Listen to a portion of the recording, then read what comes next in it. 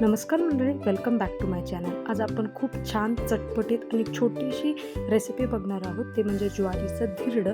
तर ते कसं बनवायचं ते आपण बघूया. इथं मी इन्ग्रेडियंट सांगते. इथं ज्वारीचं पीठ 1 वाटी घेतलेलं आहे, पोहे अर्धी वाटी घेतलेले आहे मी इथं. हे पोहे मी साफ करून घेतलेत. इथं किसलेलं गाजर घेतलेलं आहे अर्धी वाटी, त्यानंतर शिमला मिरची घेतलेली आहे अर्धी वाटी, मीडियम साईजचा टोमॅटो आहे तो अर्धी वाटी बारीक असा व्यवस्थित कापून घेतलेला आहे. मीठ लागणार आहे आपल्याला चवीनुसार. त्यानंतर हळद 1 चमचा लागणार आहे.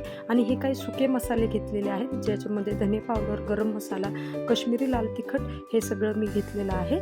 आणि हे सगळे मसाले आपल्याला धिरड्यामध्ये वापरायचे आहेत. आता सगळ्यात आधी मी काय करते, हे जे पोहे मी साफ करून घेतलेत पाकडून व्यवस्थित, ह्याची आपल्याला छान पावडर बनवायची आहे.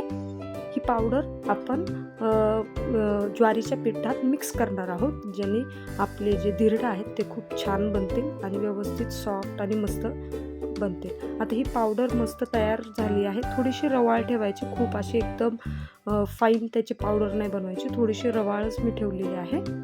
आता एका बाउलमध्ये हे ज्वारीचं पीठ काढून घ्यायचं. त्याच्यानंतर हे जे पोहे बनवलेले आहेत, त्याची जी पावडर बनवलेली आहे पोह्यांची, ते त्या बाउलमध्ये टाकायचे आणि व्यवस्थित मिक्स करून घ्यायचं. ते पावडर आणि ज्वारीचं जे पीठ आहे ते छान असं एकजीव झालं पाहिजे.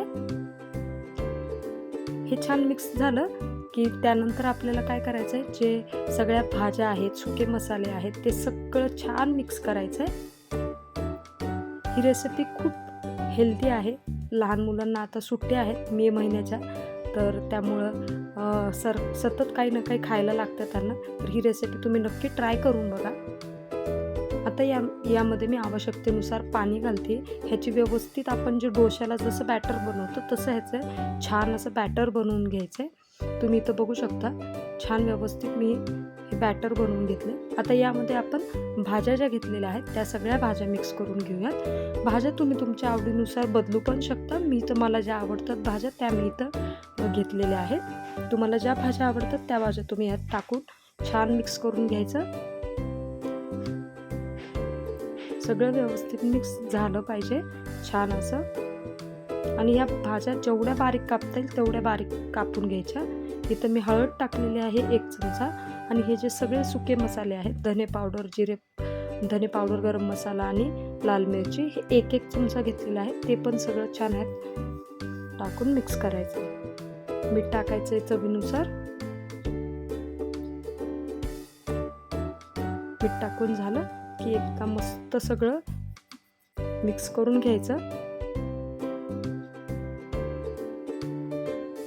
मिक्स करून झाल्यावर एकदा चेक करायचं की कन्सिस्टन्सी व्यवस्थित आहे का.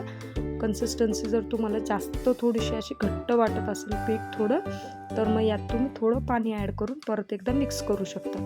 आता मी इथं थोडंसं पाणी ॲड करून घेते, कारण मला थोडं हे घट्ट वाटतं. तर पातळ व्यवस्थित व्हावं यासाठी मी थोडंसं पाणी ॲड करते. इथं व्यवस्थित झालेलं आहे.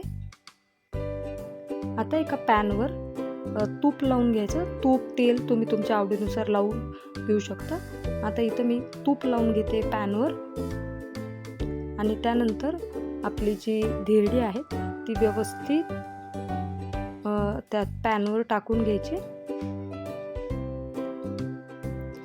छान शिजतात व्यवस्थित, एकदम त्याला आरामात शिजू द्यायचं. अजिबात ते पलटायची घाई नाही करायची.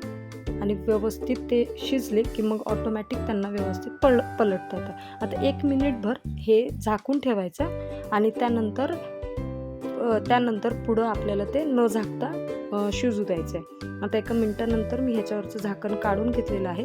आणि तुम्ही बघू शकता ह्याच्यावर जे असे छोटे छोटे बबल्स येऊन ते फुटतात, म्हणजे हे व्यवस्थित शिजतंय खालून. पहिले बघायचं कडा त्याच्या मोकळ्या करून बघायच्या. ते जर छान मोकळ्या होत असतील कडा, तर मग ते पलटून घ्यायचं. दोन्ही बाजूनी छान शेकून घ्यायचं. तुम्ही बघू शकता मस्त कलर आलेला आहे आणि छान शिजलेलं आहे ते. कडांवर तूप सोडायचं. आणि ही खूप हेल्दी डिश आहे. ह्याच्यामध्ये आपण अजिबात बाहेरच्या कोणत्याच गोष्टी ॲड करत नाही आहे. दुसऱ्या बाजूने देखील शेकताना 1 मिनिटभर फक्त झाकून ठेवायचं आणि त्यानंतर ते असं शिजू द्यायचं. फक्त इथे एक लक्षात ठेवायचं, ज्वारीचं पीठ आहे सो थोडंसं शिजायला थोडा वेळ घेतं ते. हाय टू मीडियम फ्लेमवरच ही धिरडी आपल्याला छान शेकून घ्यायची आहेत. पलटायची घाई करायची नाही. ते जर शिजलं खालून तर त्याच्या कडा ऑटोमॅटिक सुटतात. दुसरं पण घावण मी तयार करून घेते. तोपर्यंत तुम्ही चॅनलला लाईक करा. हा जर व्हिडिओ आवडला असेल तर व्हिडिओला नक्की लाईक करा. चॅनलला अजून देखील सबस्क्राईब केलं नसेल तर चॅनलला पण सबस्क्राईब करा. मला कमेंट करून सांगा तुम्हाला व्हिडिओ कसा वाटला, रेसिपी कशी वाटली. तोपर्यंत थँक्यू सो मच. व्हिडिओ बघितल्याबद्दल धन्यवाद.